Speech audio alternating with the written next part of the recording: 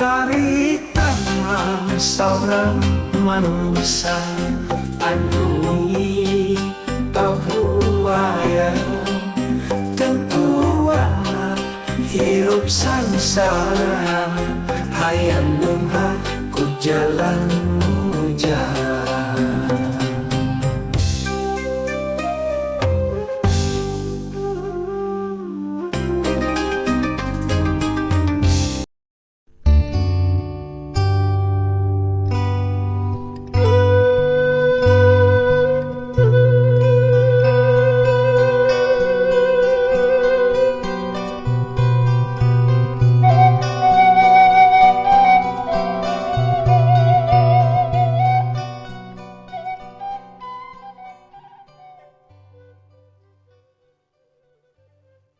Assalamualaikum warahmatullahi wabarakatuh.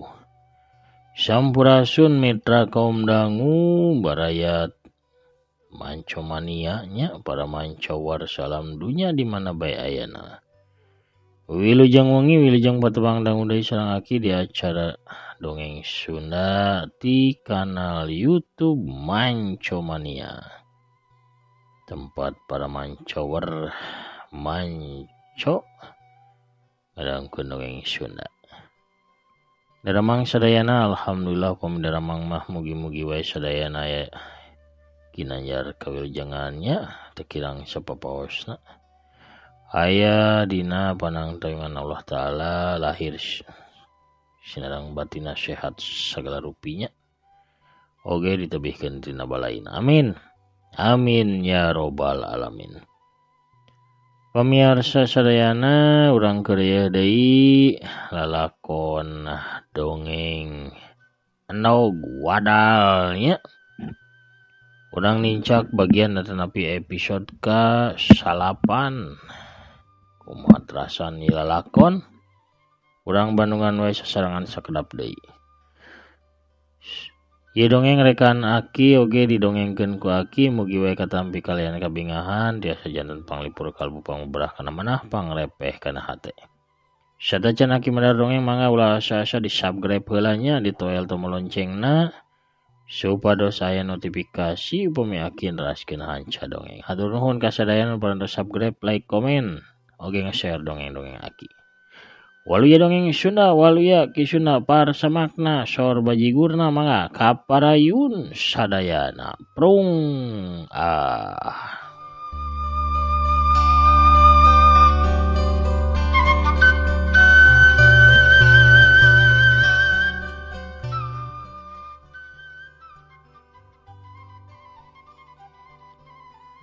Di saprakarita Mang Kosim ngagarap tanahna Wajuma nu aya di sisi walungan Ciwidey teh. Geus meunang 2 poena Mang Kosim unggal isuk init ka kebon. Harita teh poe Kemis malam Jumaah. Wanci geus sanit moyan. Mang Kosim masih cineluk di tepas imah. Kopi mah geus erep tita tadi ge gelas geus koredas. Tapi Mang Kosim kawas anu haroream pikeun lumampah indit ka kebonna.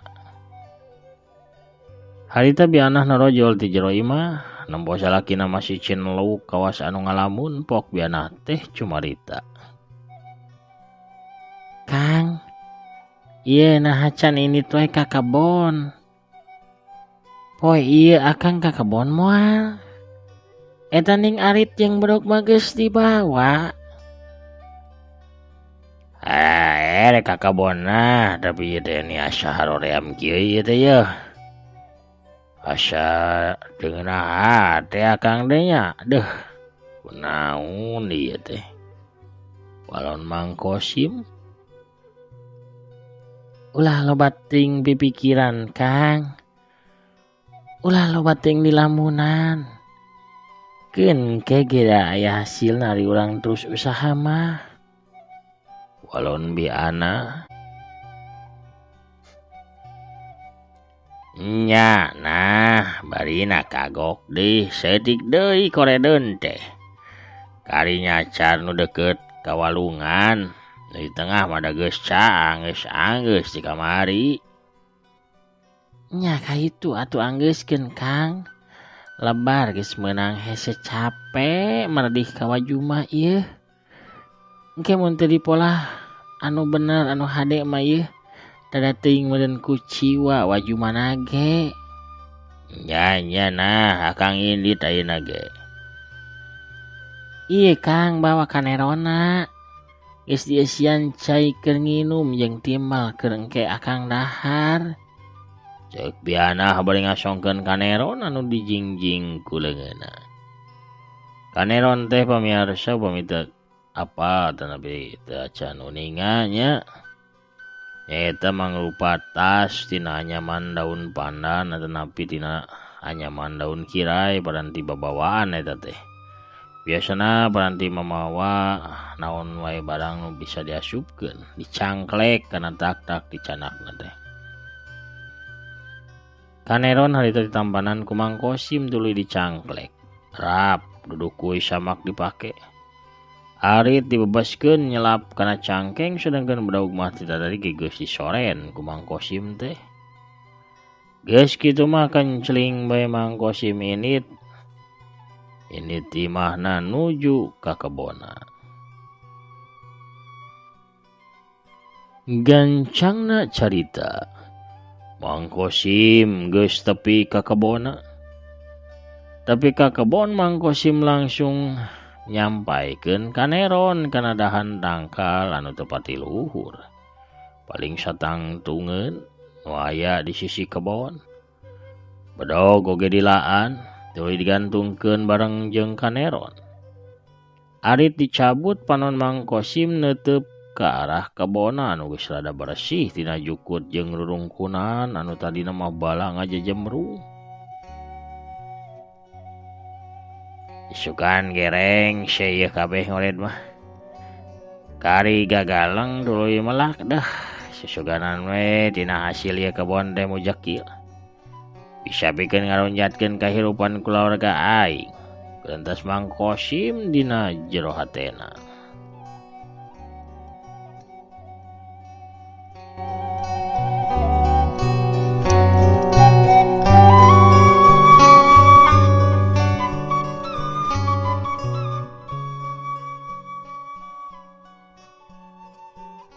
Mang Kosim ngalengkah ka sisi kebon anu masih barala anu pas pisan di hareupeun teh walungan Ciwidey.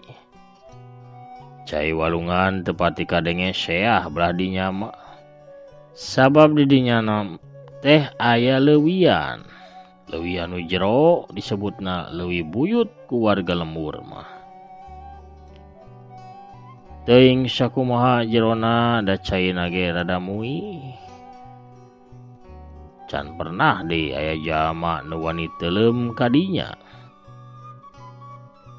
Saterusna mah Mang Kosim teh nyacar jukut anu ngajemrung di deukeut sisi walungan. Teu karasa harita wanci geus tangange Mang Kosim reureuh da geus ngarasa capek. Manehna muka bekelna si kaneron dibudalkeun keun cai dikaluarkeun tuluy diinum sawareh kitu oge buntelan timbal tina daun cau. Barang dipurak eusina sangu anu ditumpangan ku lauk asin pepetek teh pamirsa nu araripis. Aya sambal goang jeung lalabna nyaeta lalab seupan daun sampeu. Si anak boga beas di mana bisa nyangu ya. Pasti menang luas lengis deui bae ya maka warung biti. Sangkan meureun dibere hutang. Dedeuh teuing nah bojo akang ye. Hampura akang teh nya can bisa ngabagjakeun anjeun teh anah. Cek Mang Kosim ngagrendeng laut. Mang Kosim ngadahar timbal bari jeung carinak-nak sabab kagagas ku bela Nabi Anah. Pamajikanana nu salila ieu teh satya satuhu ka dirina. Sanajan diajak sasat balangsak tubogana naon. Rek sadahar Mang Kosim nyarane kana tangkal anu ieuh linuh duduk ku inalilaan tuluy dipake ngageberan dadana nuju ku Kesang. Anu nama nyawang kana cai walungan anu memang herang ngagenyas. Asana ye poe ieu ngored di sisi walungan teh meni asa pupuringkakan wae bulu punuk teh. Jurig ngaliwat gitunya atawa aing ka bawa ka parasaan meureun pedah sok ngadenge leuwih buyut mah cenah geuman. Bari napira aku aya jurig goyak kieu. Moal beukieun meureun jurig mah kajalma miskin kawas aing dagingna ge da pahang. Ku manusia ge aing mah heueuh nu ngarah jadi arah. Koredeun masih loba aing moal waka balik samemeh geus ngored mah sabab isuk mah aing teh hayang mimiti gagalang sarta memeres anu lalagok. Sanggan gancang bisa pepelak. Angin tiis harita ngahiliwir nebak kana awak Mang Kosim. Perbawa beuteung anu seubeuh bari dipependek ku sorat cai di walungan. Mang Kosim jadi lelenggutan. Nundutan bari nyaranina tangkal manehna teh atuh les bae ka sareang. Dina sarena Mang Kosim teh ngimpi manehna teh harita papanggih jeung saurang awewe geulis di baju hejo. Eta awewe teh geulis kawanti-wanti endahna meuni kabina-bina. Beungeutna katempo ngadaun seureuh. Panonna buleud bersih. Bari jeung cureuleuh. Halisna hideung ngajeler pae hirungna mancung kuung-kuungan bibirna kawas kembang ros beureum anu keur mangkak mekar beureum bari jeung semu baseuh bae. Damisna naug sapotong. Pangawakan jangkung lenjang pepel peungkeur. Gunung sakemaran nyeungseung ka tempo montok ngabuleud sabab pepakean anu dipakena palebah belahan dadana teh rada rubak. Kawas anu ngahaja nemongkeun gunung sakemaran pikeun nangtang kalalakian Mang Kosim. Mang Kosim teh pika ngeureeceum bari jeung neureuy ciduh sababaraha kali dina ngimpina. Awakna ngadeg-deg sawaktu si awewe geulis teh ngalengkah ngadeuketan ka dirina.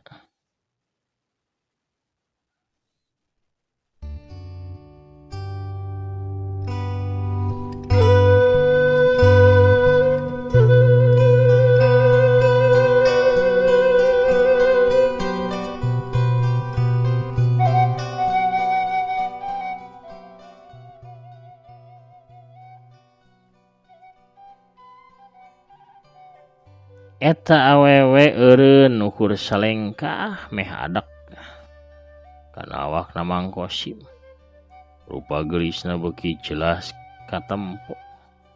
Kitu oge kasampuluran awakna anu mibana kulit koneng umyang seungit kembang melati kaambeu nyambuang tina awakna eta awewe geulis. Sirahna si awewe geulis teh ngadeuketan ka Mang Kosim tuluy ngaharewos kana ceulina.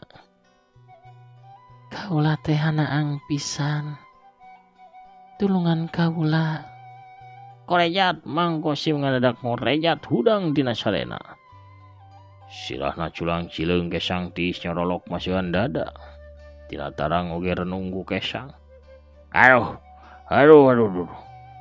Aing ngimpi geuningan. Aduh.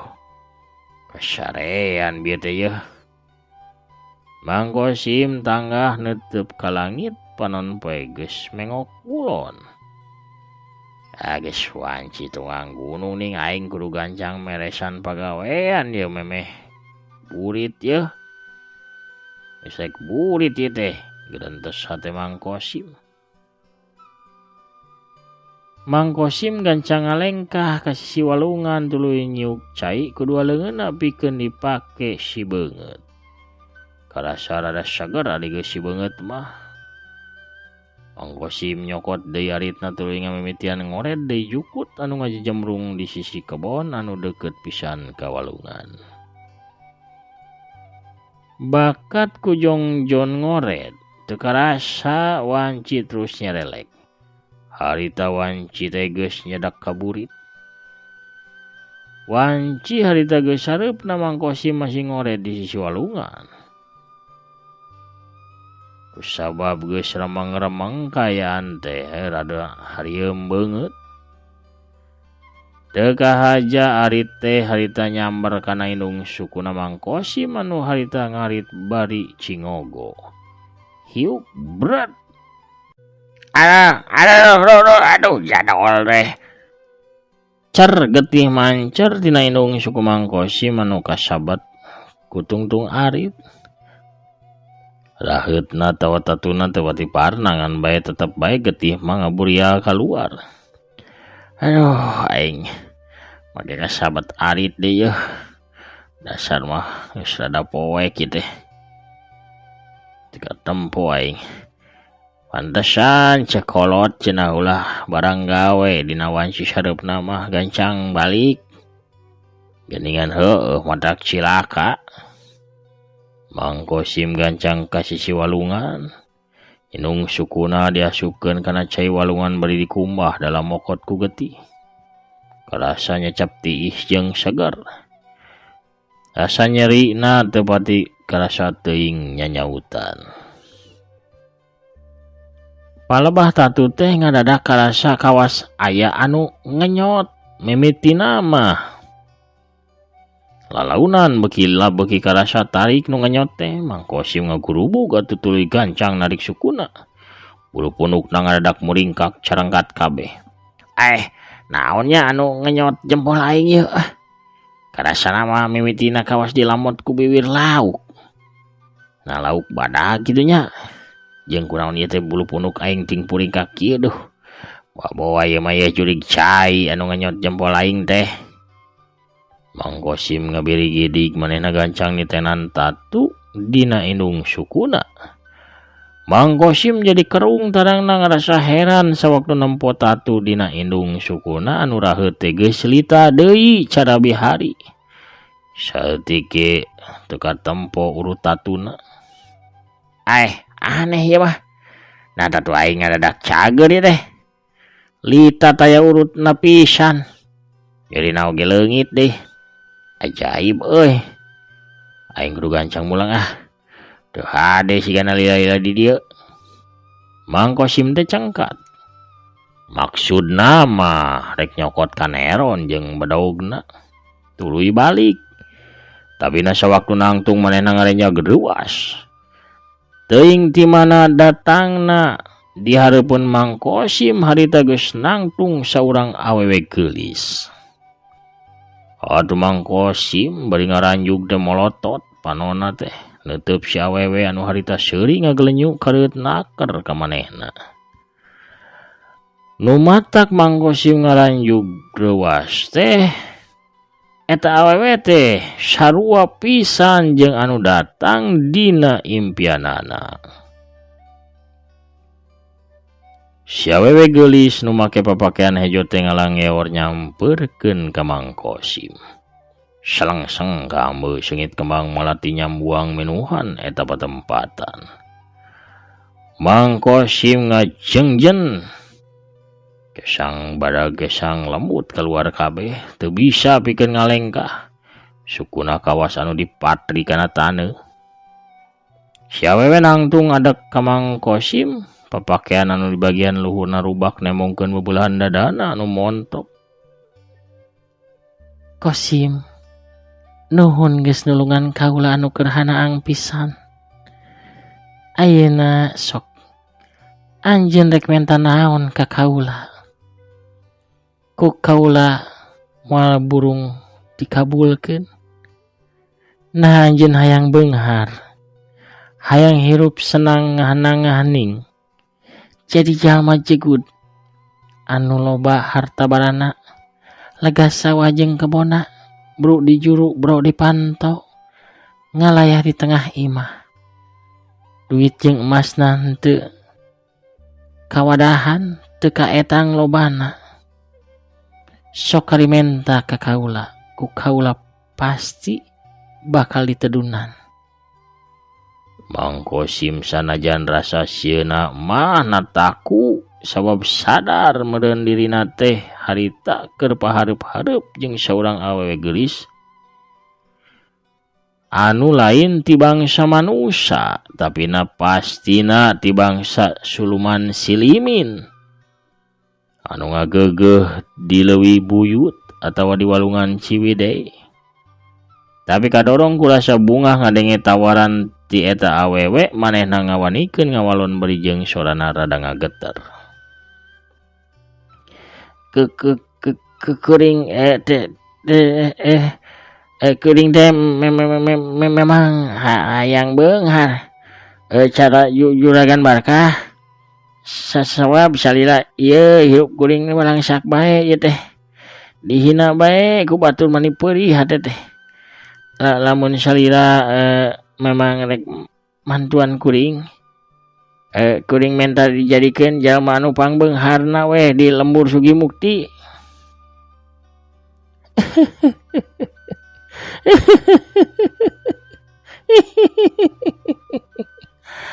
Babari eta mah Kosim. Malila deui ge anjeun teh bakal jadi jalma anu berat beunghar. Tapi na aya syaratna. Walon si awewe geulis bari neuteup ka Mang Kosim. Naon bae syaratna ku kuring teh bakal dilaksanakeun.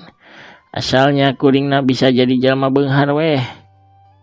Syaratna anjeun teh kudu kawin jeung kaula. Ngaran kaula teh Dewi Makarawati. Nu kaduana anjeun kudu nyiapkeun tempat khusus pikeun urang sosonoan engke. Dina tiap malam Jumaah Kliwon kaula teh bakal datang nepungan anjeun. Siapkeun sasajen sapuratina sarta ulah poho kembang malati saruntuy. Nu katiluna anjeun ulah ngadahar nu hanyir-hanyir. Sabangsaning makhluk anu hirup dina cai, kawas lauk, belut keuyeub, hurang jeung anu lain-lainna deui. Nah anjeun sanggup Kosim? Mang Kosim ngahulang. Sakabeh syarat anu dicaritakeun ku awewe anu ngaku Dewi Makarawati karasana eueuh anu berat pikeun Mang Kosim mah. Sabab eueuh syarat numbalkeun anak atawa jalma sejen. Eta mah ukur kawin da puguh ti mimiti panggih di alam impian ge atuh Mang Kosim geus surser naksir bogoh pisan ka Dewi Makarawati anu geulisna kawas widadari. Harita ge nafsu kalalakian geus hudang tita tadi. Kahudang ku pamandangan endah anu manco hareupeun pisan panonna katambahan ku seungit malati anu nyieun pipikiranna ngalayang kawang-awang.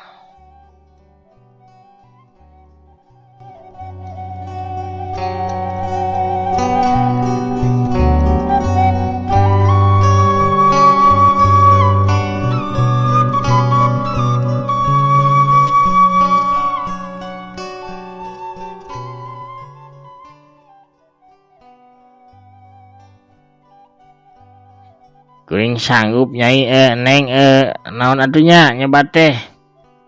Sebut kuring teh Kanjeng Dewi. Sumohon Kanjeng Dewi abdi sanggam.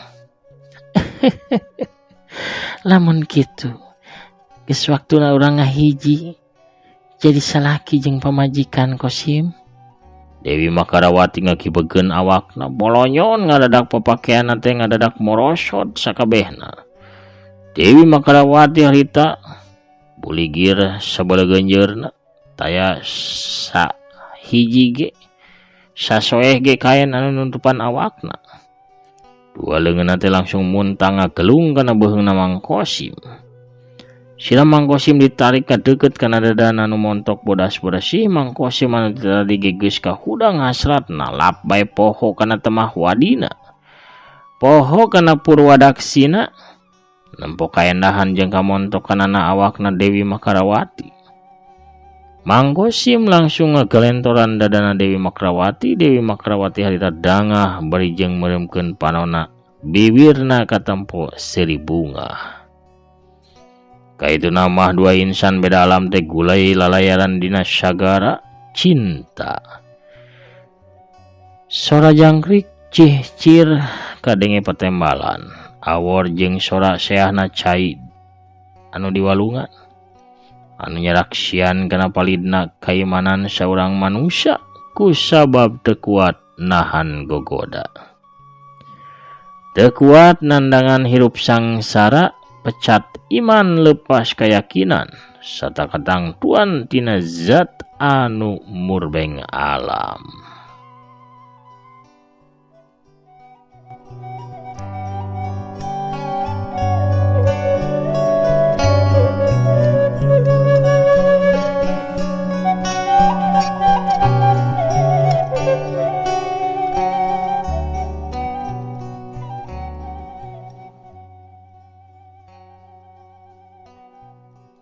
Teuing samura kali dua makhluk teh ulin gatrik di sisi walungan. Nu jelas harita wanci geus peuting, bulan sapotong geus nembongan. Nyangan langit anu lenglang eueuh megaan, bentang ting karetip kawas anu milu lalajo kana kelakuan mengparna Mangkosim. Mangkosim nangkarak bengkang bari jeung buligir teu makena naon. Napasna katempo ngahegak, sakujur badana juhu kesang, awakna karasana lungse satulang sandi, tulang-tulang jeung sumsumna asa dilolosan sakabehna. Sedengkeun Dewi Makrawati jag-jag waringkas geus make papakeana deui. Nangtung di hareupeun Mangkosim bari ngasongkeun hiji nog. Eta nog deh sagede nog soang diasongkeun ka Mangkosim. Kosim gancang hudang, pake papakean anjeun, cek Dewi Makrawati.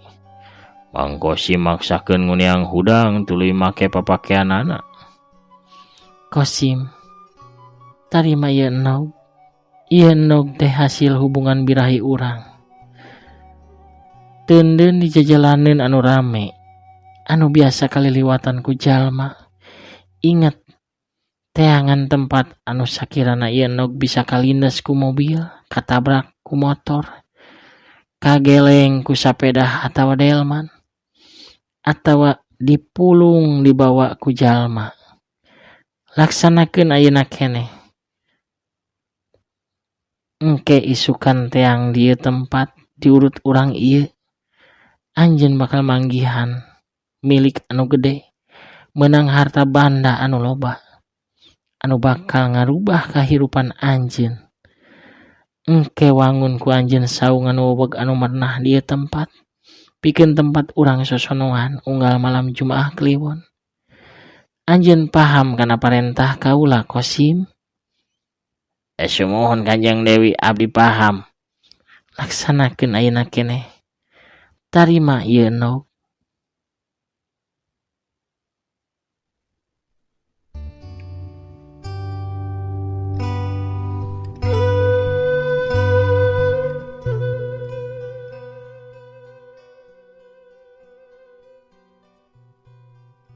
Mangkosim gancang nampanan nog sagede nog soang eta nog diasupkeun kana kanerona.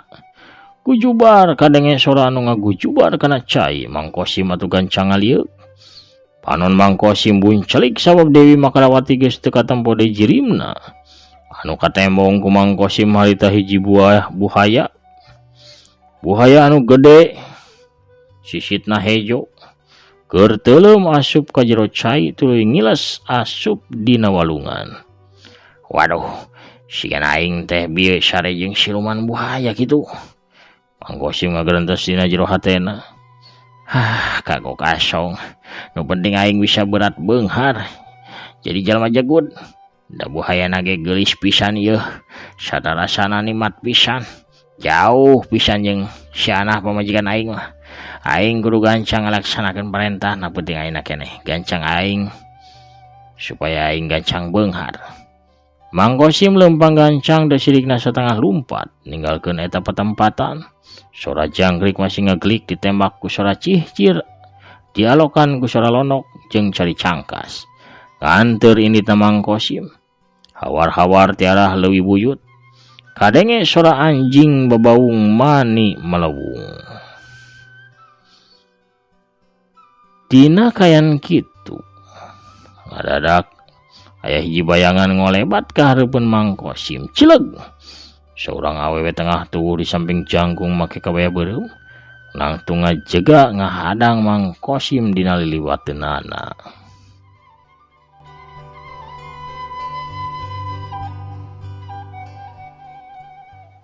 Ele eta Mang Kosim aya kieu rek ka mana ieu? Meni popoekan di kebon. Mang Kosim ieu. Ya mumpung ibi mawa keneh awug sesa ieu bisi rek diborong. Dede kukur awug aya ieu pincuk deui ieu teh. Sok ge rada waktosna ge seep ieu mending ge jajan heula. Poha pamiarsa. Si oreng mah bisa ruwiti nya anu dongkap norojol teh. Ku norojolna bisa ruwiti atuh urang cekapkeun heula we dongengna dugi ka dieu nya lalampahana Mang Kosim. Dina lalakon naog wadal bagian anu ka-8. Kumaha lalakon saterasna urang Bandungan we sasarangan atunya di bagian anu salajengna. Cag urang teu neuneuhan neulem sieum geus sampureun urang tuna di hanjuang siang geus sanalaeun atur nuhun kasadayana parantos satia manco satia ngadangukeun satia ngarojongnya kana dongeng-dongeng Aki. Aya saha wae urang absen sakadapnya dina pairan aya Kang Jaya Sumpana amin atur nuhun pisan pidoana Kang Jaya Sumpana di Jakarta Timur teh nya. Kang Tisutisna atuh oge hadirnya. Alfariji oge teh Nureni Silvina Dewi atuh nuhun. Eceng beureumna teh. Mang Cimol oge nya. Anu disaguling nya atuh nuhun mana oge nya palihan Sumedangna Kang Ramlan Pariji Majalayana. Di Pontianak oge nya kalangan nyimak saurana teh Anita Farel calik di jodogna ti Ukar ye. Tester Arilit oge nya putra bungsuna sing enggalna Mangki saurana diangkat panyaotna amin. Terus rada sakinten teteh atur nuhun pidoana nya. Kang Wawan Setiawan Mancoki atur nuhun mugi aki sakola khususna Jang Danis teh sehat walafiat dina kabarokahan amin atur nuhun pidoana. Doakeun ku seueuran mah nya. Terus rada sakinten si bungsu teh Atala 3018. Terus Kang Asep Suherman di Bekasi amin atur nuhun pidoana. Teh Tin Sophia oge nya. Terus Teh Enji di Manalawangi. Suhyatim di Bandung Timur oge. Kang Ucu Tosin nya. Dan Kang Ahmad. Kina kadang saminggu sakali tayangna muhun ya teh akina seueur pisan padamelan sibuk pemirsa ada sanes panganggurannya kadang wih wengi tutup damel atau napi tutup toko aki teh tabu 10 wengi antakna ngadongeng teh wengi we tabu 11 tabu 12 kadang langkungnya kadang teu kabujeng dongeng kumargi seueur kagiatannya komo nuju Agustusan kieu mah Kang Amin Aminuddin Kang Tigarut teh Kang Nurdin Salim oge nya atur nuhun pidoana.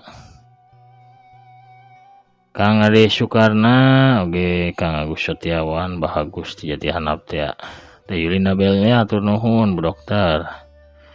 Oge teh Yuliani nya anu hadir nyerangan Akitras Kang Prabu Arjuna oge Kang Agus Somantri nya ti Banjar sareng ti Garut. Telina Imu ti Bandungna oge Kang Deni Rosyani ti Subang teh Teh Intan Ramadhani di Garutna teh Tami Malihat ti Palihan Ciamis. Aya Kang Iwan Riswansyah. Kang Hen oge nya sing sehat saunaki ti Cibiru. Kang Andi Palihan Bogor ya. Jawara Kopi Sakti Kang Setiabudi ti Tasikmalaya. Kang Deden Sulaiman oge Waalaikumsalam wilujeng wengi. Wilujeng tugas ki saurna amin atur nuhun. Pemirsa sadayana sakitu heula aturan nu kapihatur aki namit mungkur heulanya. Assalamualaikum warahmatullahi wabarakatuh. Permios jaga hanca.